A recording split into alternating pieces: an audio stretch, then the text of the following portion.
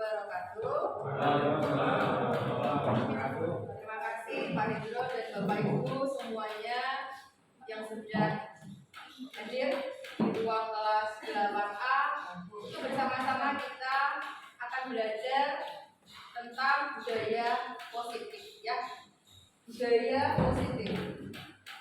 Kita melihat dari kata budaya berarti sesuatu hal yang sudah kita lakukan setiap hari tanpa sadar kita melakukannya, karena namanya budaya itu kan otomatis kita melakukan. Positif itu baik, ya. Jadi tujuan kita membicarakan budaya positif adalah kita nanti akan mengajak anak-anak untuk mempunyai tindakan-tindakan, perilaku-perilaku yang otomatis dia akan muncul dari dalam hati dan perilakunya itu akan positif. Nah, Bapak Ibu, sebelum nanti kita membahas lebih dalam tentang apa itu budaya positif, ya bagaimana cara membentuk sebuah budaya positif di sekolah kita. Coba sekarang Bapak Ibu main gini. Satu guru harus pasangan ya Bapak Ibu ya. Satu guru menggenggam tangannya, anggap saja di dalam tangan Bapak Ibu ini ada berlian. Terus guru yang lainnya membuka, berusaha membuka. Silakan, misalnya Bu Aton sama Bulis. Di tangan Bulis ini ada berliannya. Bu Aton berusaha mengambil berlian. Silakan Bu Aton berusaha membuka. Gimana caranya? Bulis silakan mempertahankan atau tidak mempertahankan. Terserah. Silakan berpasangan. Silakan berpasangan. Berpasangan. Satu pegang berlian, yang satu berusaha membuka. Oh iya, buka. Nah, boleh terserah. Mau dua-duanya mau buka semua ini dibuka, dipaksa boleh. Mau pakai rayuan, mau pakai hukuman, sanksi boleh. Silakan buka. Nih ya, contoh nih ya, Bulis nih. Di Bulis ini ada berlian yang mau saya ambil nih. Tak paksa buka. Jangan kita Paksa.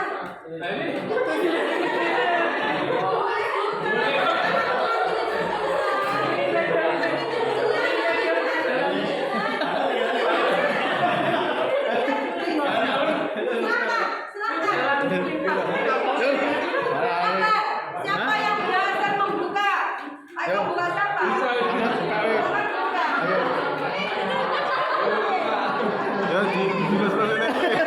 Ada berlian di tangan Bapak Ibu.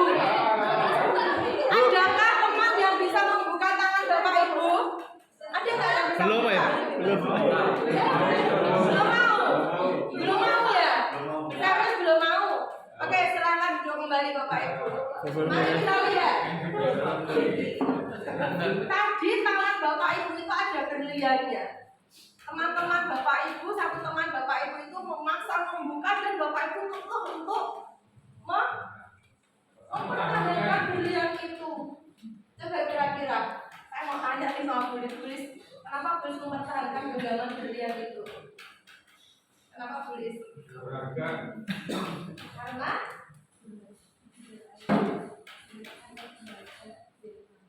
biar aman, menurut Bulis berlian ini sangat berharga dan Bulis tidak mau memberikannya pada orang lain. Tapi memaksa nggak Bu Aton membukanya? Bulis merasa dimaksa nggak sama Bu Aton tadi? Tadi ada yang dimaksa temennya nggak Bapak Ibu? Tetap mempertahankan. Ada yang diam aja, nggak berusaha membuka, biarin aja gitu ya. Ada yang kenceng.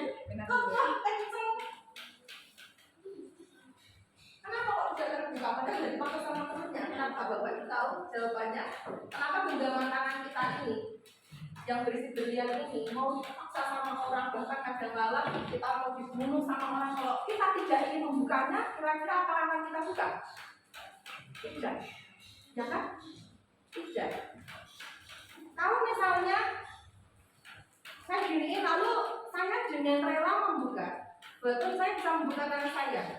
Kira-kira saya membiarkan betul membuka tangan saya ini, siapa yang membiarkan tangan saya terbuka? Apakah karena paksaan betul atau membiarkan tangan saya terbuka?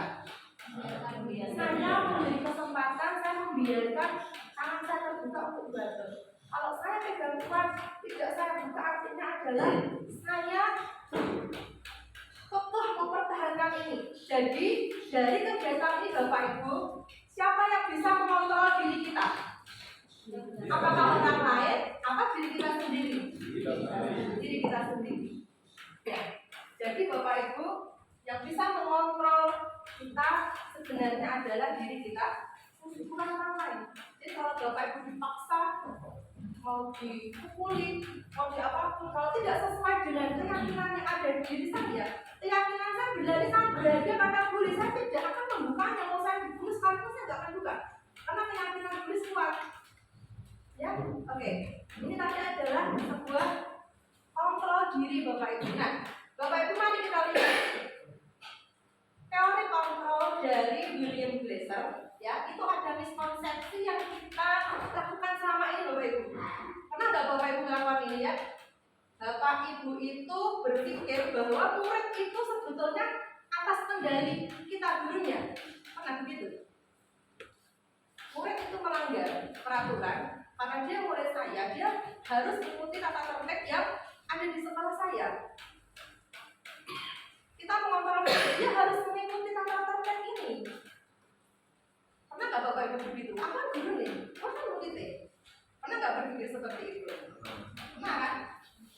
Sebenarnya teori kontrol itu bukan dari kita guru, tetapi sebenarnya kontrol itu dari diri murid itu sendiri. Harusnya begitu.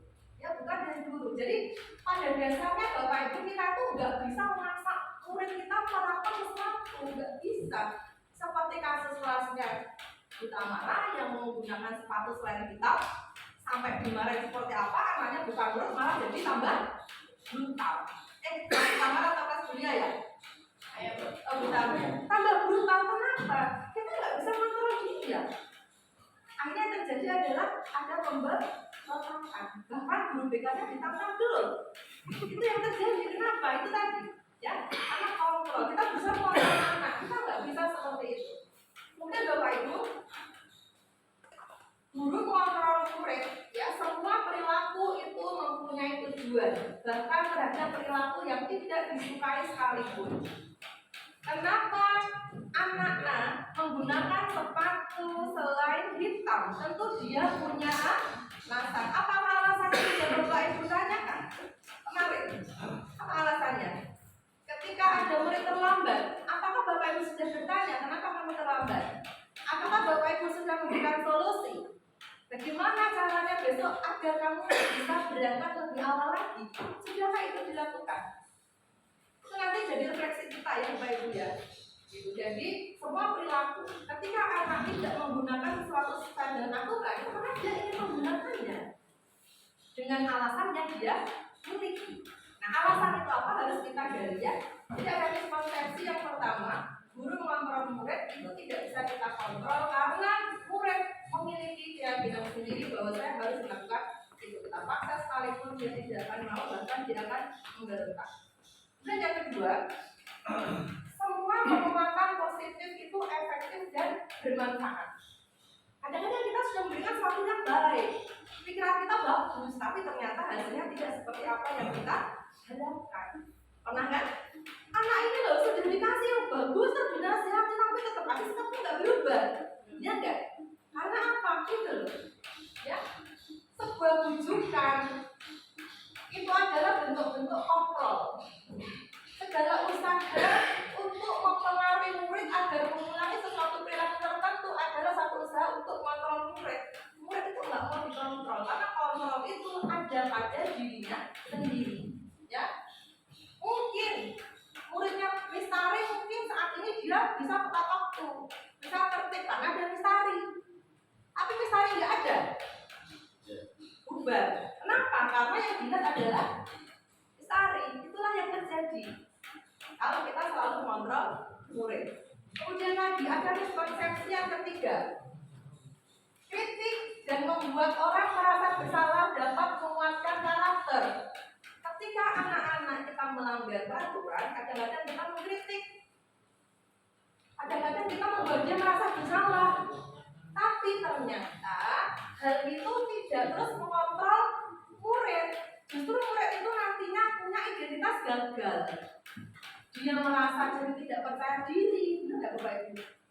Orang kayak kita aja guru, kita datang terlambat, maaf ya Pak Hendra kalau nggak ajar. Mungkin Pak Hendra terus mengatakan sesuatu yang Bapak Ibu tidak berkenan, Bapak Ibu mungkin sama Bapak Ibu jadi takut, merasa bersalah dan sebagainya. Bapak Ibu jadi malu ketemu sama teman-temannya di ruang guru, pilih menyendiri. Misalnya seperti itu yang terjadi. Kemudian, ya, mereka belajar untuk merasa buruk tentang diri mereka. Anak-anak itu, ya, kalau sering kita ajak atau kita kasih sesuatu sehingga dia itu kok merasa bersalah, maka dia itu bisa jadi nanti merasa aku memang gak bagus ya ternyata, karena apa? Sesuatu yang dianggap tidak bagus lama-lama apa yang terjadi? Dia nggak bagus tenangan gitu loh. Yang terjadi seperti itu. Kemudian miskonsepsi yang keempat, orang dewasa memiliki hak untuk memaksa. Yang tadi seperti yang pertama tadi, orang dewasa kita ini orang dewasa. Di rumah kita paling dewasa. Kadang-kadang nggak sadar anak kita sendiri kita paksa. Padahal dia punya keinginan. Kadang-kadang keinginan itu tidak didorongkan oleh kita. Nah, ini adalah miskonsepsi tentang kontrol ya Bapak Ibu ya. Nah, mari kita lihat selanjutnya. Bapak pendidikan kita Gejar Dewontoro itu menyatakan ya, ini bahasanya nggak belibet Bapak Ibu ya. Di mana ada kemerdekaan, disitulah harus ada disiplin yang kuat. Orang yang merdeka itu adalah orang yang disiplin kuat. Merdeka itu apa? Ya, merdeka itu kan bukan semua gue. Merdeka itu adalah saya akan melakukan sesuatu sesuai dengan yang saya yakini baik, maka saya melakukan itu. Saya akan tetap tinggal di sekolah ini, meskipun jam pulang adalah jam 1, saya akan tetap pulang jam 2 karena saya memang perlu untuk pulang jam 2. Saya akan makan sayur, karena memang saya perlu makan sayur. Saya tidak makan nasi, saya tidak makan kentang karena saya memang tidak harus makan itu. Karena saya punya penyakit diabetes, misalnya seperti itu ya, betul. Gitu. Jadi orang merdeka itu adalah orang yang disiplin terketawa. Oke, lalu Bapak Ibu, disiplin yang bagus itu kan muncul dari dalam diri kita sendiri. Anak-anak tahu, oh ternyata manfaat sepatu ditampung ini toh. Ya, bukan yang dibahas tadi. Kalau dia tahu manfaatnya, maka dia otomatis akan muncul dalam dirinya, dia akan menggunakan sepatu warna hitam. Tetapi Bapak Ibu menurut Dewontoro, kalau anak itu memang tidak mampu untuk mendisiplinkan diri, kita sebagai gurunya tetap harus membantu anak untuk disiplin. Jadi tidak terus diloskan kerja. Kita berusaha membangun motivasi dari dalam diri. Tetapi kalau anak memang belum mampu, kan tidak semua anak bisa ya Pak Ibu ya. Kita tetap harus mendorong. Tetapi dorongan seperti apa yang harus kita lakukan? Nah itu nanti harus kita lihat. Nah, sebagai pendidik Bapak Ibu, tujuan kita adalah menciptakan anak-anak yang memiliki disiplin diri, sehingga mereka bisa berperilaku dengan mengacu pada nilai-nilai kebajikan universal dan memiliki motivasi intrinsik, bukan ekstrinsik. Ya, jelas ya Bapak Ibu ya.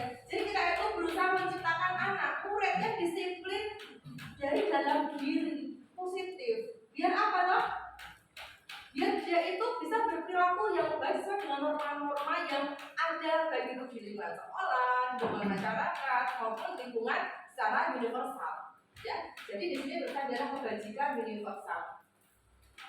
Kemudian juga motivasi untuk melakukan perilaku baik itu muncul dari dalam diri anak-anak itu sendiri. Seperti misalnya Bu Lisa, Pak Eko itu kalau berangkat sekolah itu selalu tepat waktu. Karena ada motivasi dari dalam diri bahwa saya harus datang tepat waktu. Salah satu cara menghargai diri sendiri. Saya nggak pernah boleh tulisan terlambat. Pak Eko kenapa sebentar aja bilangnya lama atau apanya lama? Saya bilang ternyata baru sebelum itu sudah datang. Oke Bapak Ibu, kalau nilai-nilai kebajikan yang sedang digalakkan di negara kita adalah P3 ya, profil pelajar Pancasila, beriman, bertakwa pada Tuhan yang Maha Esa dan berakhlak mulia, mandiri, bernalar kritis, kebinekaan global, bergotong royong dan kreatif. Kalau anak-anak kita sudah bisa melakukan itu, sudah mempunyai karakter itu, tampaknya negara Indonesia pada saat bonus demografi kita tahun 2035 sampai ke sana, kayaknya negara kita akan keren banget ya. Mimpi nggak sih kita menurut kita adalah pemimpin yang hebat di negeri ini? Ya, karena kita harus menyiapkan mereka menjadi pemimpin. Saya sering bilang ke anak-anak gini, Mas, Mbak, Bu Romi itu sekarang 45 tahun, 15 tahun lagi saya udah pensiun. Dia kalau 15 tahun lagi, kalau 10 tahun lagi saya minta pensiun gimana? Yang melanjutkan siapa? Jadi guru. Mikir kan mereka? Coba pikir, kalau misalnya gurunya tidak baik, kebayang nggak? Gurunya tidak mau belajar, gurunya tidak berusaha untuk memahami sesuatu, kira-kira muridnya kayak apa? Saya gitu sama anak-anak. Langsung mikir kan mereka, ya Bu, iya makanya kamu harus apa? Harus semangat belajar. Begitu. Jadi mereka sebenarnya kalau belajar bicara itu mau kok mikir gitu ya, mereka semangat untuk berpikir menjadi baik. Meskipun pada saat kita bicara baik kok mereka mikir, setelahnya 10 menit kemudian berubah, itu memang namanya dinamika begitu lari kan? Tapi kita harus mengingatkan kembali. Oke, Bapak Ibu, mari kita lihat. Pernah nggak Bapak Ibu datang ke sekolah itu dia nggak dukung sama Pak Endro? Pak Endro nggak pernah dukung sih. Ya. Terus aku. Pernah nggak Bapak Ibu itu datang ke satu tempat, dia Bapak Ibu nggak pernah sanksi? Kan jauh belum ke sekolah ya pernah ya? Ya kan? Ayo kataku, kamu nggak dihukum sama guru kamu, kan? Pernah ya? Pernah nggak? Bapak Ibu itu melakukan sesuatu biar dapat hadiah. Aku mau begitu, aku dapat hadiah. Ribet hadiah. Terus pernah nggak Bapak Ibu itu melakukan kebaikan? Oh, saya memang harus datang sebelum pukul 6.20 karena memang saya memang harus datang jam segitu. Bodoh amat dengan hukuman, bodoh amat dengan ribet, karena saya memang harus datang jam segitu. Itu dari jalan ini. Ya, sudah jam 6, jarak sekolah dengan rumah adalah kalau naik motor 15 menit, berarti paling tol 6.25 saya harus sudah siap untuk melaju. Lalu melihat jam, karena kita harus datang tepat waktu tanpa embel-embel dihukum, tanpa embel-embel mendapat hadiah. Pernah nggak seperti itu? Pernah dong, masih bukan kadang-kadangnya. Karena dia terakhir. Oke ya, Bapak Ibu, 3 contoh ini ya, 3 contoh ini itu merupakan 3 motivasi perilaku manusia. Kita itu sebagai manusia atau murid sebagai manusia itu ketika melakukan sebuah peraturan, dia tertib teratur itu kadang ada yang takut dihukum. Dia pakai sepatu hitam, dia nggak tahu tujuannya apa. Tetap pakai sepatu hitam karena dia nggak mau dihukum sama Bu Elita, sama Pak Rofi atau sama guru kelasnya. Ada anak yang memang dia pakai sepatu hitam, dia tertib karena dia ingin dipuji, di reward. Biar aku bisa lestari, aku harus datangnya tepat waktu. Aku rajin belajar biar nanti kuliah bisa menguji aku. Kadang-kadang itu guruku ngasih aku pulpen, ngasih aku coklat, gitu. Itu kalau dia. Jadi perilaku yang pertama itu menghindari ketidaknyamanan. Kita tuh datang karena takut tidak nyaman gitu loh. Bukan karena saya memang harus datang tepat waktu, saya harus melakukan itu. Tapi takut tidak nyaman hatinya, maka kita melakukan itu. Ya, motivasi yang pertama. Motivasi yang kedua itu kita melakukan sesuatu itu biar kita dapat penghargaan dari orang lain. Gus, nanti Pak Indra di depan ini itu datang satu, Bapak Ibu buat gitu kan penghargaannya. Ada yang seperti itu juga karena meskipun guru ada kala kita pun senang dipuji, meskipun hanya diginiin. Tambahnya kalau bonus, belakang itu, gini, terus belakang gini bonus gitu kan. Itulah perilaku yang kedua mendapatkan kembali. Perilaku yang ketiga adalah untuk menjadi orang yang dengan nilai-nilai yang mereka percaya. Saya itu percaya kalau saya disiplin, seperti yang tadi Pak Indro sampaikan tentang budaya di Singapura. Kalau saya disiplin, kalau saya bekerja keras, kalau saya komitmen, saya konsisten, saya bekerja keras, maka saya akan mendapatkan kebaikan-kebaikan dari apa yang saya lakukan. Karena saya yakin itu, maka saya akan menjadi orang yang disiplin. Saya tidak pernah mengeluh. Saya harus selalu semangat. Karena apa? Menghargai diri sendiri. Apakah kita sudah menghargai diri sendiri? Nanti Bapak Ibu silakan tanya sama diri Bapak Ibu sendiri. Sudahkah saya menghargai diri saya sendiri? Karena apa-apa yang kita lakukan itu pasti berdampak pada diri kita sendiri. Betul nggak Bapak Ibu? Berdampak nggak? Rumahnya jauh tuh ditempel. Perjalanan berapa lama, Miss? 45 menit. Misalnya dari sana udah siangan. Buru-buru toh. Berdampak nggak nanti? Ya Pak, saya nggak tenang di jalan. Saya bisa terjadi sesuatu, ya kan? Dampak. Tetapi kalau sesuatu itu, oh iya, aku yakin kalau aku disiplin, pasti misalnya udah ngetol, oh kan aturan adalah 6-20, meskipun nggak ada hukuman, meskipun nggak ada ribet, tetapi aku harus datang tepat waktu. Misalnya yakin dong disiplin itu baik, kan gitu ya, bermanfaat dan menghargai diri sendiri, maka misalnya 6-20 itu berarti dikurangi 45 beri rumah berapa gitu kan misalnya, oh ya berarti jam 5/4 di rumah misalnya sampai sini mungkin baru jam dulu gitu kan ya begitu. Jadi dari ketiga motivasi ini kira-kira Bapak Ibu ingin murid-muridnya yang mana berperilaku sesuai dengan motivasi yang mana Bapak Ibu? Yang mana? Yang ketiga kan? Ya enggak? Yang ketiga seperti yang tadi kita diskusikan di kelompok 2 tentang keyakinan kelas, itulah yang akan kita bangun. Ya, anak-anak kita kasih tahu tujuannya. Anak-anak kita kasih tahu kalau kita berperilaku yang positif, maka kita itu menghargai diri kita sendiri. Nah, yang dilakukan selama ini apakah seperti ini Bapak Ibu? Jika murid melanggar peraturan, apa yang Bapak Ibu lakukan? Memberi hukuman? Betul? Ya. Misalnya nih, kalau anak-anak upacaranya terlambat, jadi dari sebelah barat, Pak Rofi memberikan hukuman apa Pak Rofi? Ya seperti biasa sampai sosial Bu. Apa itu? Kasih senyum. Ya agak ambil sampah-sampah kecil, tidak tanaman, bersih toilet seperti itu. Ya itu Pak Rofi udah tanya dulu terlambatnya kenapa gitu. Pelanggarannya nggak pakai atribut. Ya. Terus? Ya tidurnya malam. Oh gitu. Main game. Kira-kira nih, kalau anak itu tidur malam main game, hukumannya adalah ambil sampah. Apakah berkorelasi antara hukuman dengan masalah yang dia hadapi? Berkorelasi nggak?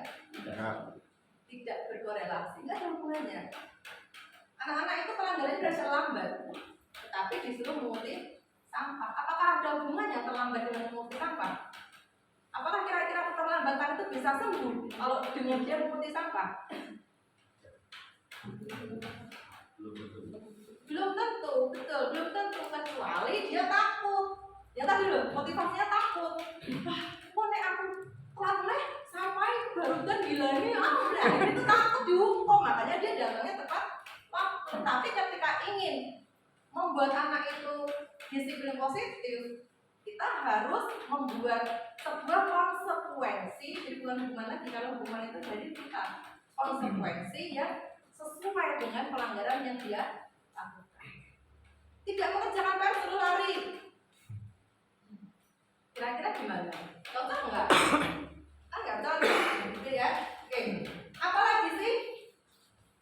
Kasih poin negatif, ya kan? Ya kan yang kita lakukan gitu ya Bapak Ibu ya. Kasih poin. Si Irja tuh gini. Si Irja itu dinakalin sama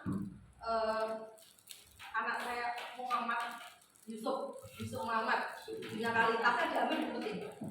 Saya tahu dia menahan amarah yang luar biasa karena saya waktu itu kan udah bubar pelajaran di Indo mau HW. Irja kamu kenapa? Gitu kan? Saya itu sebel sama anaknya belum nih. Kenapa? Saya gitu kan sambil ketawa. Kenapa Irja? Saya kan bingung. Kenapa sih? Itu saya itu Ya udah sana, kamu apain sih? Langsung nggak mau. Loh kenapa? Wah saya sudah 40 katanya gitu. Iya gue. Aduh, ya kan? Nggak mampu, saya sudah 40. Berarti dia tidak mau melanggar, tidak mau balas gara-gara takut di hukum poinnya nambah. Bener banget itu. Sama aja begitu. Takut. Kenapa? Poinnya nambah lagi bu. Oh iya iya. Bener loh itu. Ini pengalaman saya di kelas dan pernah saya ceritakan sama siapa, kuliah atau siapa, tentang Aga yang meludahi si Mufid. Iya. Tuh saya lihat Pak. Mufid di mana aja? Mufid muka. Saya tanya Aga kenapa kamu begitu? Iseng. Oh iseng. Kira-kira kalau kamu diludahi gimana? Katanya nggak apa-apa kan? Mufid ludahi. Kenapa kamu diem aja? Saya gitu kan? Apakah kamu itu pemaaf? Dia geleng-geleng kepala. Enggak. Kamu ingin balas dia diem aja. Saya ulang lagi. Kamu itu seorang pemaaf? Enggak bu. Dia jawab. Kamu ingin balas? Diem lagi. Terus saya gini lagi. Oke sekarang saya mau tanya nih alasan kamu kenapa kamu kok tidak balas Aga? Kamu diludahi mukamu, kayak gitu kan? Alasannya gini. Saya kasih alasan gini. Pertama, kamu takut Aga menjauh kamu? Enggak. Kamu takut kalau misalnya Aga balas? Enggak. Kamu seorang pemaaf? Enggak. Terus apa? Jawab. Karena dia ngomong saya galak. Jawab. Dia jawab. Karena saya takut dimarahin bro. Wow, gitu. Aduh. Terus saya gini, saya izinkan kamu membalas Aga sekarang. Makanya pada diem semua kan. Balas sekarang. Saya gitu. Saya nggak akan marah. Saya gitu kan. Terus ada dia meludahi Aga. Sudah Aga cuci muka. Terus saya bilang, Mufid, besok lagi kalau kamu dinakali kalau kamu mau balas, balas. Tetapi kalau kamu balas, kamu tahu konsekuensi. Konsekuensinya adalah kamu bisa gelut sama Aga. Yang kedua kamu panggil gurumu, kemudian kamu akan beritahu bahwa itu tidak baik dan kamu harus memaafkan. Jangan sampai kamu tidak melakukan sesuatu gara-gara takut sama bu guru. Bu guru nggak ada di sini, kowe udah ditinggal. Saya bilang gitu. Maka saya akan kasih kesempatan. Jadi dirimu sendiri kontrol. Yang mengontrol itu adalah diri kita sih, bukan karena ada saya. Kamu mengontrol diri. Saya tidak ada, bocah jadi sampai naik. Gitu, tahu ya bapak ibu ya. Jadi anak-anak itu kita ajari untuk berperilaku sesuai dengan apa yang dia yakini benar. Mungkin buruk, ya kan ya? Mungkin buruk yang dia lakukan, tetapi dia tahu konsekuensi. Saya membalas Aga, meludahi dia. Karena saya memang yakin perbuatan itu harus dibalas yang sama, karena keyakinannya kan begitu. Tapi kita sebagai gurunya kan bisa nasihat, kita ada cara. Ya, nanti bagaimana caranya untuk membantu anak-anak ini menyelesaikan masalahnya nanti akan kita bahas. Jadi ada caranya. Ketika anak berperilaku buruk, biarkan. Tetapi kita ajak bicara setelah itu. Ya, kenapa kamu begitu? Itu harus kita tanyakan, gitu. Dan kita harus membantu dia untuk cari solusi. Nah, kalau kita selalu memberikan hukuman pada anak-anak Bapak Ibu, yang terjadi adalah murid itu merasa tersakiti, dia sedih, dia jengkel, dia tidak nyaman dan bisa dalam jangka waktu yang panjang. Begitu dia melanggar lagi, kemudian dia ditegur lagi, yang ada dia malah mantan gurunya. Bukan lagi dia malah semakin hormat sama kita, yang ada malah dia semakin kurang ajar. Benar nggak Bapak Ibu? Betul kan? Itu yang terjadi. Kenapa? Karena dia selalu mendapatkan hukuman. Hukuman itu juga menimbulkan perilaku yang pasif bagi anak-anak yang introvert.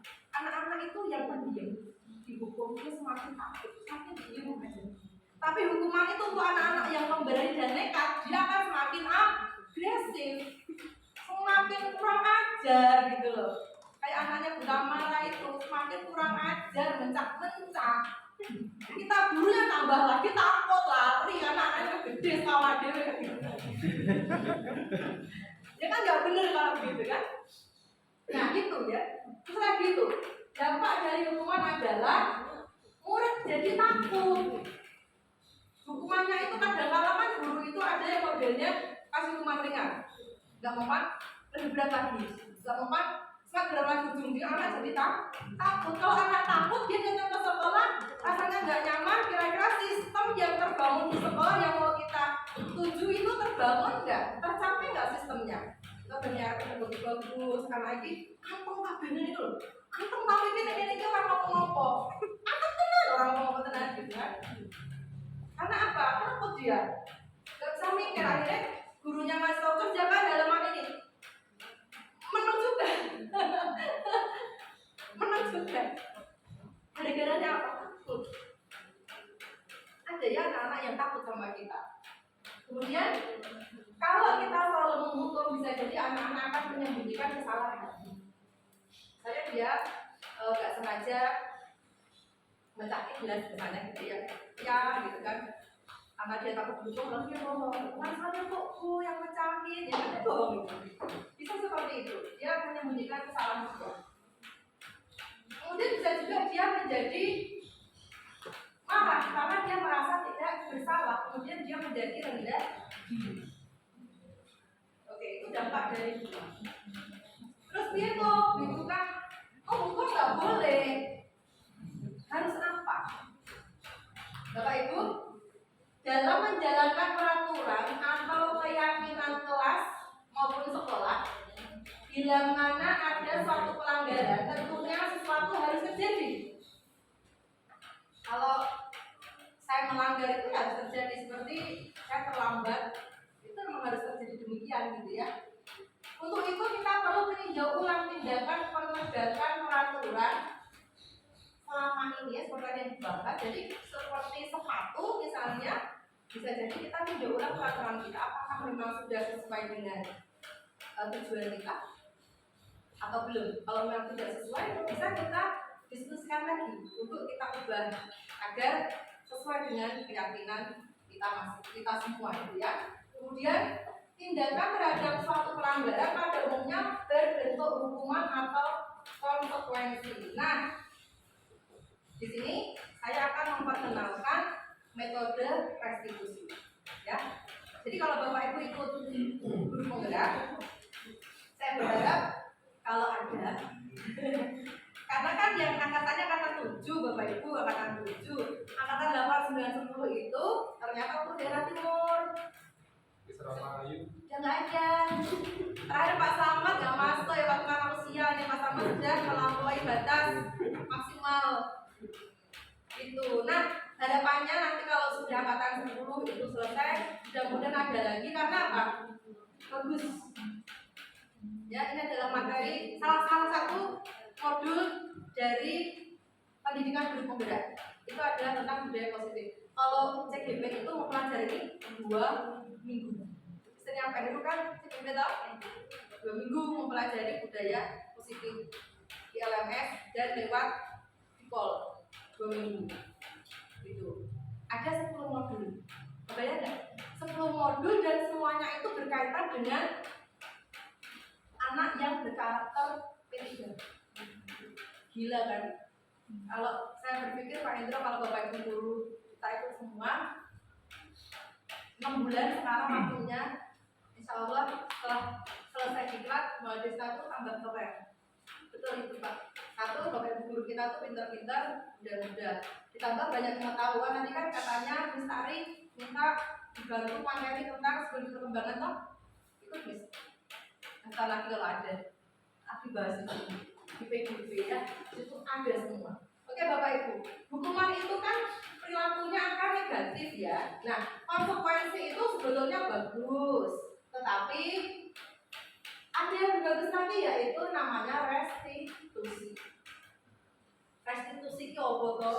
Ya langsung aja ya Bapak Ibu ya. Ya, restitusi itu apa? Nah, sebelum kita ke restitusi, saya ulangi sedikit ya, tadi kan sudah ya disampaikan waktu sesi yang pertama tentang keyakinan kelas. Nah ya, jadi untuk memenuhi kebutuhan dasar murid ya, jadi kan manusia itu kan punya 5 kebutuhan ya Bapak Ibu ya, punya 5 kebutuhan dasar. Kalau salah satu atau salah dua dari kebutuhan dasar itu tidak terpenuhi, maka akan ada perilaku menyimpang dari murid. Tapi kalau sudah terpenuhi ya enggak. Kayak Kevin-nya Pak Heru itu 5 kebutuhan dasar sudah terpenuhi di rumahnya. Di sini akhirnya baik-baik aja. Kevin-nya Kotim kebutuhan dasar di rumahnya tentang kasih sayang tidak terpenuhi. Di sini minta perhatian, ya buat itu. Maka nggak dapat kasih sayang. Di sini dia minta diperhatikan. Oke. Oke, jadi keyakinan kelas itu tujuannya adalah untuk mencapai sebuah tujuan ya. Tujuan peraturan itu apa sih sebenarnya Bapak Ibu? Sekolah itu punya peraturan tujuannya apa? Membantu anak untuk berperilaku positif. Tetapi bisa jadi yang kita lakukan selama ini kurang pas. Ya, karena apa? Karena tidak kita libatkan untuk mereview peraturan kita. Ya betul yang disampaikan tadi bahwa anak-anak tiba-tiba dikasih buku tatip, tiba-tiba dikasih tanda tangan materai. Itu kan namanya pemaksaan Bapak Ibu. Akhirnya apa yang terjadi? Kita sudah merasakan sendiri ya yang terjadi, kita sudah terkena dampaknya. Artinya Bapak Ibu, Pak Indro, mungkin untuk tahun ajaran yang baru atau mungkin untuk semester kedua mungkin ada review kembali, itu bisa kita lakukan. Biar apa? Biar nanti terjadi kesepakatan, keyakinan. Kemudian kalau ada keyakinan, oh iya ya, saya harus mengerjakan PR itu apa toh gunanya? Oh gunanya itu nanti mereview kembali materi, saya bisa lebih paham. Gitu. Berarti harus dikerjakan lagi otomatis atau waktu belum paham. Oh kerjakan lagi yang sudah paham. Tentu PR-nya akan beda dong dengan orang yang belum paham kan gitu ya. Kerjakan lagi, dia tambah lebih paham lagi. Jadi dia mematuhi semua tata tertib yang sudah disepakati itu dari dalam hatinya sendiri, karena dia melakukan keyakinan kelas. Ya, caranya ya, ini hanya mengulang yang tadi. Caranya yaitu yang pertama kita tanya pada murid-murid. Misalnya nih, keyakinan kelas pelajaran bahasa Indonesia. Tanya nih anak-anak, kalau pas pelajaran bahasa Indonesia, anak-anak itu inginnya kelas kita seperti apa? Nyaman Bu, tertib, oke. Kalau mau tertib kira-kira nyaman pas belajar itu kamu harus apa? Pasti ada jawaban. Tulis. Mereka perlu nulis, ya. Kemudian diskusi, disepakati habis itu, ya. Nah kesepakatan itu ditulis. Kalau saya nanti saya cek buku bahasa Indonesia anak kelas 2 sampai 7D. Di halaman pertama itu ada keyakinan kelas bahasa Indonesia. Semua ada. Jadi kalau mereka berbuat yang tidak sesuai dengan keyakinan yang kita bangun bareng, anak-anak mohon maaf, silakan dibuka halaman pertama buku tulismu. Saya gitu, buka semua. Apa? Dibaca. Apakah sudah sepakat kemarin? Sudah terus sampai harus dilakukan, gitu kan? Oh iya, maaf, gitu. Karena apa? Sudah sepakat. Jadi kalau pelajaran di Indo itu mereka selalu diskusi mengerjakan yang modal karena kita sudah sepakat. Oke ya, jadi otomatis kalau sudah sepakat, anak-anak sudah yakin, dia otomatis akan mematuhi semua apa yang sudah disepakati. Ini Bapak Ibu keyakinan kelas 2 ya, contohnya ini saya lakukan ya. Jadi itu kesepakatan kelas judulnya. Anak-anak punya usul, saya tuliskan tulisan saya bagus sekali Bapak Ibu ya. Bicara santun, jadi kalau ada taman seperti itu, kita tahu anak saya namanya taman itu bicaranya kan kurang santun, kosakatanya juga kurang bagus. Tetapi ketika saya progresnya, alhamdulillah dari awal dia masuk dengan hari ini itu sudah berkurang. Masih sih, tapi frekuensinya berkurang kalau saya amati. Gitu. Pelajaran juga gitu. Kalau posisi duduknya itu di tempat yang depan, dia akan lebih rajin. Tapi kalau di bagian belakang, ya begitu. Makanya kita harus kontrol, membantu anak mengontrol diri, gitu ya. Itulah kesepakatan kelas dari kelas tujuan dan kesepakatan kelas ini saya sampaikan ke grup para murid. Itu ya Bapak Ibu, tertulis ya 20 Juli 2022. Jadi saya bilang, Bapak Ibu, ini adalah kesepakatan tujuan B, gitu. Jadi saya sampaikan ke wali muridnya. Jadi biar beliau-beliau juga tahu kesepakatan kelas tujuan. Jadi kalau ada apa-apa mereka tidak lagi bertindak sesuai dengan kesepakatan, saya menyampaikan ke Bapak Ibu mereka, mohon maaf Bapak Ibu Ananda seperti ini, gitu, mohon dibantu nasihati di rumah. Gitu. Seperti kasusnya Tama kemarin waktu HP disita oleh Win, lalu saya serahkan ke Bu Yelita, kan awalnya marah-marah ya, galau-galau kata Pak Yogi kan seperti itu, marah-marah sama saya gitu, saya bilang, Mas Tama, kenapa? Saya sudah mengingatkan Bapak Ibu, saya sudah bilang gini, anak-anak, tolong yang sudah kita sepakati lakukan. Saya nyebut nama loh padahal, Taman, ada, tolong jujur. Ya, Bu Romi itu gak usah dibohongi, tetap aja nanti tahu. Kalau kamu bohong pun nanti akan ketahuan, gitu kan? Belum ada sejam, saya balik itu kan, Bu langsung datang. Bu, HP-nya Tama. Saya dari dulu Tama, belum udah bilang harus jujur, kesepakatannya apa, gitu kan? Terus yang melanggar siapa? Kan saya lupa, katanya gitu. Belum memang gak pernah lupa, deh, gitu kan? Oh ya jelas pernah. Tapi Tama, alhamdulillah kalau udah sepakat, Bu Romi akan berusaha untuk selalu mematuhinya. Kamu sudah sepakat toh? Sudah. Kenapa tidak patuh? Asal lupa lagi. Ya sudah nggak apa-apa. Sekarang konsekuensinya adalah HP-mu disimpan dulu di sekolah, seminggu lagi diambil sama ibu.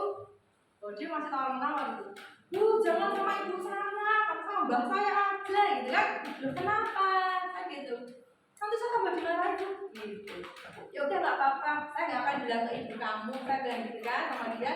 Silakan kamu bicara dulu sama ibu kamu. Ya saya diemin aja. 2 hari itu saya diemin. Udah kamu kelar kan gitu. Dia nggak marah lagi. Habis itu hari ketiga dia WA saya pakai HP-nya ibunya. Bu Romi, saya sudah bilang ke ibu kalau HP saya disita. Saya jawab alhamdulillah, terima kasih Pak. Habis itu ya gitu lagi. Besok kamu masuk kelas ya. Lo boleh diambil Bu? Ya nggak boleh kan seminggu. Sudah seminggu langsung yang guru BK-nya. Dia nggak lupa. Udah sampai rumah, telepon. Bu, HP itu udah sampai rumah, tapi Tama tetap ngeyel mau bilang pas setelah ambil HP karena udah seminggu. Monggo saya gitu. Saya kan telepon Pak Rofi masih ada. Akhirnya betul udah hujan datang lagi ke sekolah untuk ambil HP. Dan dia udah nggak marah lagi, tahu karena konsekuensinya seperti itu. Dan ibunya juga tenang karena kan udah tahu ya kesepakatannya seperti itu. Bapak Ibu, ini adalah 5 kebutuhan dasar manusia dan kita pun juga butuh ini ya Bapak Ibu ya. Yang tadi ada hubungannya ya. Kalau anak itu dari 5 kebutuhan dasar ini tidak terpenuhi, maka dia akan berperilaku menyimpang. Contoh ya. Kebutuhan pertama itu bertahan hidup. Artinya fisiologis, makan, minum, kasih sayang, rumah. Ya, kalau nggak punya, itu ya nggak sih pagi-pagi belum sarapan. Apa yang terjadi? Ngantuk, ya kan nggak konsentrasi kan gitu ya. Akhirnya dia berulang kan. Lalu kasih sayang dan rasa diterima. Kan ada tuh anak-anak yang tidak diterima sama temennya, ada ya Pak Ibu ya. Akhirnya apa yang dia lakukan? Minder, menyendiri. Terus anak itu butuh pengakuan atas kemampuan. Ya, kita tuh bisa sesuatu. Bisa minum dulu ya Pak. Terlalu semangat.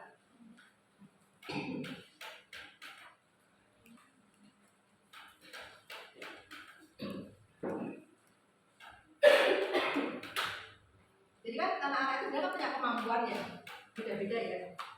Seperti kita aja.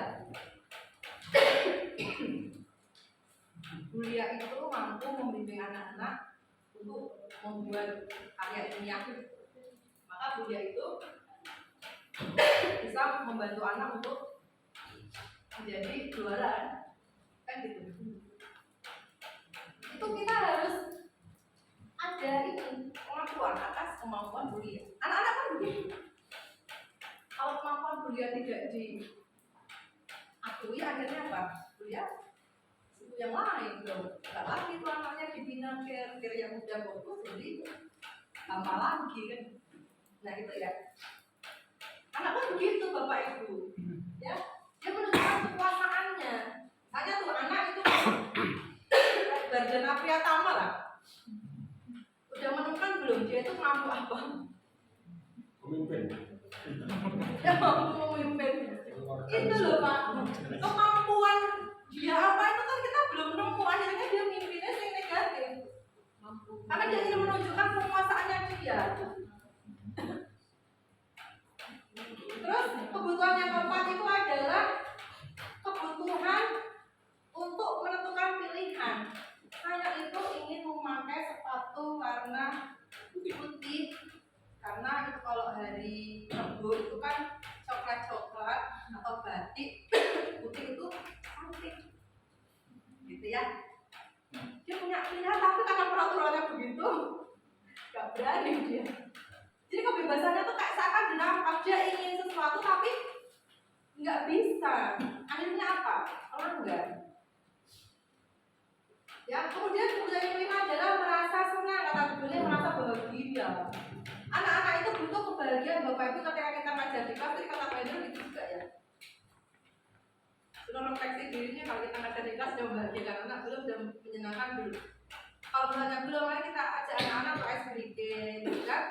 Nanti Pak Eko kan banyak ice breaking-nya, bisa dong kita dilatih di semester 2 Pak Eko untuk banyak ice breaking, karena itu penting loh. Penting banget. Kadang-kadang kita ice breaking-nya 10 menit, anak-anak pas saya ajak untuk nari itu loh. Apa namanya? Senam pinguin. Udah anak-anak tak minta, Bu tarian ini. Apa sih itu? Ternyata tariannya gila nih, gak jadi, gak mau apa ini. Yang tetap gabut itu loh. Gak mau, saya gitu, gak mau gak. Sangat gak tahu. Kayak gitu. Terus megang-megang gitu. Apa ini? Gak mau. Biarkan aja. Akhirnya senam-senam yang lain.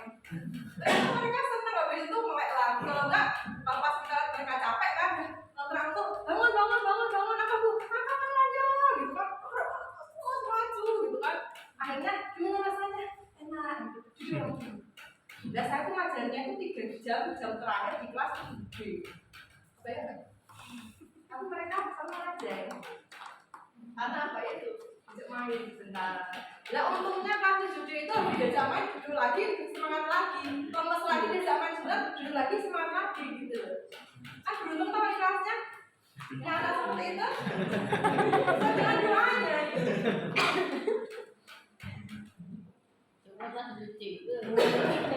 Habis main terus. Pulang gitu sampai pulang. Bapak Ibu.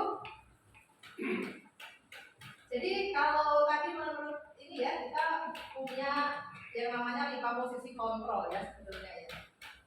Jadi menurut Dian Gosek dalam bukunya restitusi restruktur disiplin ya, itu mengatakan bahwa guru perlu meninjau kembali penerapan disiplin di dalam ruang-ruang kelas mereka selama ini. Kalau Bapak Ibu guru maaf seperti sekolah kita juga punya peraturan, guru juga punya peraturan. Kalau itu belum berdasarkan hasil dari diskusi dengan anak, sebaiknya kita review lagi karena kita perlu meninjau kembali. Kalau peraturan sekolah kita banyak dilanggar, berarti kita perlu review ulang caranya sehingga anak itu punya keyakinan untuk menepati apa yang disepakati. Mereka sudah sepakat belum kemarin dengan tanda tangan di atas materai Bapak Ibu? Sepakat loh, tapi dipaksa loh. Harus tanda tangan. Ya kan? Sepakat tapi dipaksa, hasilnya beda. Coba besok kita coba ya. Sepakat tapi kita ajak ngomong gitu loh. Mungkin ada perubahan meskipun itu berapa persen gitu. Nah, kita lihat tuh, apakah sudah efektif? Apakah sudah memerdekakan? Apakah sudah memandirikan murid? Peraturan-peraturan itu. Kalau belum ya kita lihat kembali. Ya. Kemudian melalui berbagai riset, ya, pada teori kontrolnya William Glasser yang pertama tadi, kita kontrol itu dari diri kita, bukan orang lain. Saya datang tepat waktu karena saya memang suka datang tepat waktu. bagus. Ya. Nah, 5 posisi kontrol. Guru itu punya 5 macam posisi kontrol Bapak Ibu. Yang pertama penghukum. Ada guru itu yang modelnya anak melanggar langsung dihukum. Tahu ya tadi dampaknya ya. Ada juga guru itu yang modelnya suka membuat anak merasa bersalah. Begitu anak itu bersalah, begitu malah anaknya sedih terus panjang hari. Ya, kemudian ada model guru kayak Pak Yogi sebagai teman. Anak nyaman kalau Pak jadi teman, bagus juga. Tapi dampak negatifnya ada. Apa? Mereka bahagia dengan Pak Yogi aja. Ditunggu yang lain. Enggak Pak Yogi, mau Pak Yogi menolong. Berarti nggak pas juga ya. Kemudian pemantau itu model guru yang ada yang melanggar gitu kan dipantau lagi. Kamu sudah melanggar ya, catat, pantau lagi. Kumpulkan jadi poin itu, nggak apa-apa sih nggak mungkin juga dipantau aja sama dia. Yang paling bagus itu jadi manajer Bapak Ibu. Nah, manajer itu kan pemimpin, membantu murid mencari akar permasalahannya apa sih sampai dia tidak disiplin, pelanggarannya apa, alasannya apa. Kita gali nanti, kira-kira anak itu bisa berubah nggak ya? Idenya apa dari anak? Kalau anak nggak punya ide solusi, ya kita kasih pilihan solusi. Nanti silakan itu dari berbagai pilihan solusi itu pilih yang paling tepat buat anak apa. Begitu. Itu posisi kontrol kita. Bapak Ibu yang mana kemarin? Pak Yogi yang ini nih, teman saya tahu lah. Pisari yang mana, Miss? Ini, Miss. Ya kadang-kadang itu, kadang-kadang ini. Kadang-kadang yang mana ini? Ya. Kebanyakan yang ini nih, mantap, poin gitu kan. Yang manajer belum ada. Kenapa belum ada? Ada sih paling 1-2. Ini Bapak Ibu satu ya, kita harus bisa berkolaborasi tadi ya, kompak. Jadi nanti bareng-bareng, oh ya kita belajar bagaimana kita bisa membantu anak untuk mempunyai disiplin positif. Kita menjadi manajer semua, ya. Jangan dihukum lagi, apalagi hukumannya nggak sesuai dengan pelanggarannya, kan lucu sebenarnya. Itu guys. Itu kan ya Pak. Oke, Bapak Ibu sebenarnya disiplin itu apa ya? Disiplin itu kan mengajar. Miss Rama, disiplin bahasa Inggrisnya itu benar nggak artinya murid? Disiplus itu katanya sih murid. Kalau bahasa Latinnya discipulus itu juga murid. Artinya kan sebenarnya itu yang mengajar murid gitu loh. Tapi disiplin itu pada prinsipnya adalah sebuah pengajaran tingkah laku. Jadi yang diajari apa? Tingkah laku. Dengan penuh kasih, sudahkah dengan penuh kasih sayang atau rasa gemes? Samakah gemes dengan kasih sayang? Banyak gemesnya atau kasih sayangnya? Gemes toh? Sehingga kalau kita itu dengan kasih sayang, anak-anak itu bisa masuk nih nanti ke pikirannya, ke hatinya itu masuk. Akhirnya apa? Anak-anak itu otomatis akan berperilaku sesuai dengan apa yang diharapkan. Di sini itu artinya seperti itu loh, kan indah toh. Tapi apa yang kita lakukan? Ya kan? Oke, kita masuk ke restitusi ya. Terakhir, restitusi adalah proses menciptakan kondisi bagi murid untuk memperbaiki kesalahan mereka sehingga mereka bisa kembali pada kelompok mereka dengan karakter yang lebih kuat. Itu. Jadi ketika anak itu salah, kita kasih tahu kenapa dia salah, kita bantu dia untuk menemukan solusinya. Kalau cocok, nanti dia bisa memperbaikinya di kemudian hari. Kan kalau sudah gitu kan dia nggak sakit hati sama kita, dia nggak dendam sama kita, lalu dia nyaman lagi, masuk ke kelasnya lagi dengan bahagia, dengan senyum. Biasanya anak kalau dalam BK itu senyumnya senyum sinis atau mungkin sebel. Iya loh. Ya senyumnya sinis Pak. Sinis itu kalau saya lihat sebenarnya dia tuh pengen nangis tapi ditahan jadi sinis gitu loh. Iya, atau dia nangis juga gitu kan. Kemudian setelah dia memperbaiki diri, maka dia akan menjadi anak yang punya karakter yang lebih kuat. Kalau kemarin dia mungkin terlambat, besoknya dia mungkin masih terlambat sedikit, besoknya lagi terlambat, enggak lagi gitu, udah tertib lagi seperti itu. Oke, restitusi itu juga adalah proses kolaborasi, Bapak Ibu, kolaborasi ya, yang mengajarkan murid untuk mencari solusi dari sebuah masalah dan membantu murid berpikir tentang orang seperti apa yang mereka inginkan. Kamu itu ingin jadi murid yang seperti apa? Kamu ingin jadi orang yang seperti apa nanti? Kemudian bagaimana mereka harus memperlakukan orang lain? Ya, itu indah sekali ya. Jadi bareng-bareng, kita itu harus bareng-bareng mendidik anak-anak untuk membantu mereka mencari solusi dari masalah mereka. Sambil kita bantu mereka pakai pikirannya, pakai otaknya, pakai ilmu pengetahuannya, pakai pengalaman-pengalamannya. Ya, mereka itu mau jadi orang yang seperti apa? Begitu. Ya, jadi restitusi itu bisa membuat anak punya tujuan. Oh, tujuan saya itu ini menjadi murid yang seperti ini. Kemudian punya disiplin positif dari dalam diri dia melakukan sesuatu dan memulihkan dirinya setelah dia berbuat salah.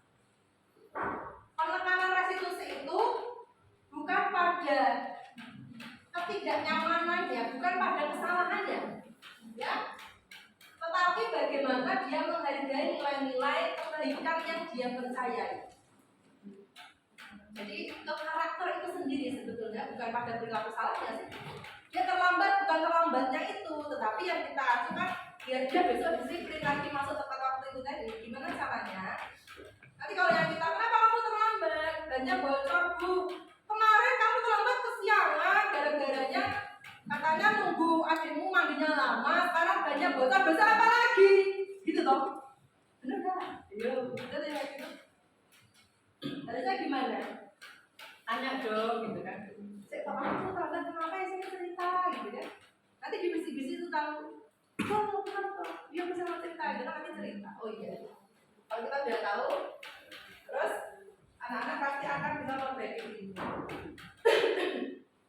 Nah, Bapak Ibu, melalui restitusi itu, ketika murid kita berbuat salah, maka kita ya menanggapi ya, kita itu membuat evaluasi ya, evaluasi diri gitu kan, biar anak-anak itu memperbaiki kesalahan mereka, kemudian mendapatkan harga dirinya kembali. Karena sebenarnya anak-anak melanggar itu malu loh. Kayak kita aja lah Bapak Ibu, harusnya kan 6.20 ya, kita datangnya 6:30, kok tuh malu nggak buatnya? Senyum-senyum buat sama segitu kan gitu, dia senyum-senyum kenapa?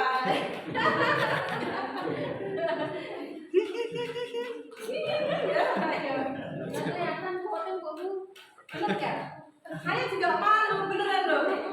Tadi Pak Sama, saya tuh nggak baca undangannya jam berapa. Pak Sama kan ngomong di WA kan. Wih, sudah pada mau pulang, saya belum apa-apa gitu kan. Maksud saya terlambat di rumah saya gak ada berita. Saya tuh semalaman gak tidur. Belas 5 menit saya gak tidur sampai dari kemarin saya tidur, tadi mau saya gak tidur. Tapi saya masih kuat berdiri gitu ya.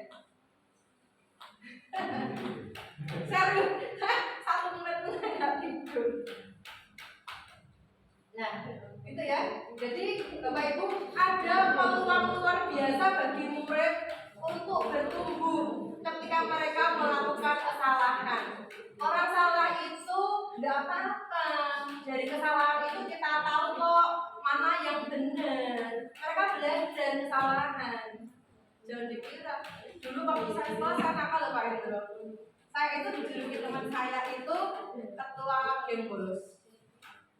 Jadi kalau ada gurunya kira-kira nggak datang 10 menit, siapa yang mau ikut saya bilang gitu. Nah itu apa? Pada lari semua ikut saya di jenderal kantin. Saya dihukum Pak sama guru saya, guru IPS IPS kayak tulisan gambarnya. Aku bawa tim ya, bener saya dihukum. Guru saya di situ, saya di sini, ditanya tentang IPS. Lah, gimana ngerti sih? Saya tuh jurusan IPS, tapi IPS nyasar. Sebenarnya saya di matematika, tapi saya IPA saya nggak suka biologi karena banyak hafalannya. Saya masuk IPS tambah hancur lagi asli. Kuliah kok ini bahasa, kacau kan? Gara-garanya ya itu tadi nggak punya tujuan itu loh. Ira saya, kamu orang itu tujuan. Ya udah lah nggak apa-apa, nggak masalah. Bukan cita-cita saya mau jadi guru gitu kan. Tapi sudah kesasar di sini ya saya menikmati aja gitu. Ya saya pun nakal sama guru saya dipermalukan betul di depan kelas. Pastor jawab langsung gini, makanya kamu itu begitu ya. Makanya kamu itu kalau ini jangan makan soto terus gitu kan. Kelas di mana? Di sini Pak. Bukan di kantin. Gitu. Enggak Pak. Coba makan di sana. Soalnya gurunya kayak gitu sih Pak. Lihatnya yang bau melulu gitu. Memang iya saya nggak suka. Jadi tuh pas pelajaran saya gini, Pak, saya di sini loh Pak. Kan ada tipe orang biasanya di tembok atau udah mulai buka mulutnya toh. Saya kan nggak sama kayak gitu. Saya tuh senengnya saya dilihat. Tapi dia kayaknya tembok ke belakang sana. Saya gini, maju saya gini, Pak, saya di sini Pak. Kan saya pernah bandel kan, saya gitu. Habis itu dia cuek, Pak, saya nggak mau ke pelajarannya Bapak, saya pergi. Sendirian pun saya berani loh saya pergi. Itu ujung-ujungnya dia lapor sama guru yang lebih senior, aku marahin. Kenal lagi saya bolos, tas saya diambil Pak. Ditaruh di dalam kepala sekolah. Tas saya diambil, tapi kan saya punya tas yang lain, nggak ambil juga tasnya, biarin aja saya. Itu kenapa saya begitu? Gitu. Nah, karena apa? Saya nggak suka dengan model guru saya yang begitu protes enggak saya. Jadi di sini saya punya murid yang kadang-kadang nyebelin, saya ketawa-ketawa belum ada apa-apa sama saya kita tidak sekolah. Serius. Saya nggak hanya begitu, saya gelut juga Pak itu. Aku jotos. Oh begitu kalau saya udah gelut. Ya itulah, itu dari pengalaman dulu ketika saya sekolah, saya lihat aku jadi ngomong sama guru tadi, oh ternyata ada sesuatu energi saya yang lebih, ya Pak Hendro betul kata Pak Hendro, yang tidak tersalurkan. Makanya sama sekolah saya itu dikasih kegiatan cheerleader loh Pak Hendro. Saya itu waktu SMA karena saya saking nakalnya, saya kan bisa nari, saya ikut cheerleader. Akhirnya apa? Nakalnya hilang, jadi kayak gawean. Terus kalau ada event basket lomba, saya sama teman-teman langsung nari gitu. Ada event lomba cheerleader, saya ikut juga. Akhirnya nakalnya hilang dewe. Karena apa? Punya kegiatan, nah itu.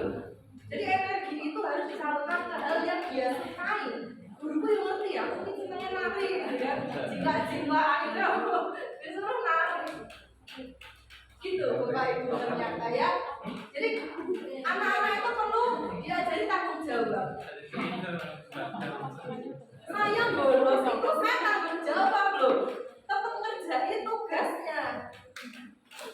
Beneran. Saya datang ke rumah guru saya minta maaf.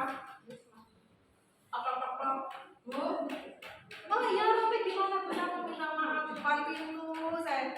Kalau saya datang, saya minta maaf kenapa? Bu maaf saya tadi bolos ke pelajaran ibu. Kamu kenapa? Saya nonton konser bu. Kayak gitu. Iya saya nonton konser. Kebetulan itu ada Kak Hindra datang dan jumpa fans saya nonton. Terus sama guru saya, baik gurunya, bilang gini, nggak apa-apa mbak, kan sama sekali juga enggak ya Kak Hindra datang ke sini ya. Ya udah sekarang kamu nulis aja tuh, ceritain tentang Kak Hindra itu seperti apa. Loh, bagus loh guru saya. Saya nonton Kak Hindra, hukumannya kalau nulis tentang Kak Hindra, seneng nggak saya? Seneng. Akhirnya apa? Oh seneng banget, nulisnya berparagraf saya kasih. Berarti beliau guru ekonomi loh Pak Hindra. Tapi saya disuruh nulis tentang Kak Hindra. Itu pelajaran berharga. Kenapa saya tuh bandel? Akhirnya saya dapat model guru. Oh iya. Guru saya begini. Jadi saya harus seperti ini. Ya luar biasa. Aku mungkin kalah bandel sama saya. Ibu saya sering dipanggil ke sekolah. Ibunya Pak Kamu dipanggil ke sekolah berapa kali? Itu kan masa lalu. Sekarang saya sudah nggak bandel. Habis ya, oke. Oke Bapak Ibu, waktunya sudah habis. Ini adalah segitiga restitusi ya. Nanti akan kita dalami nanti di waktu yang lain ya Pak Hendro ya, mungkin nanti di semester yang akan datang.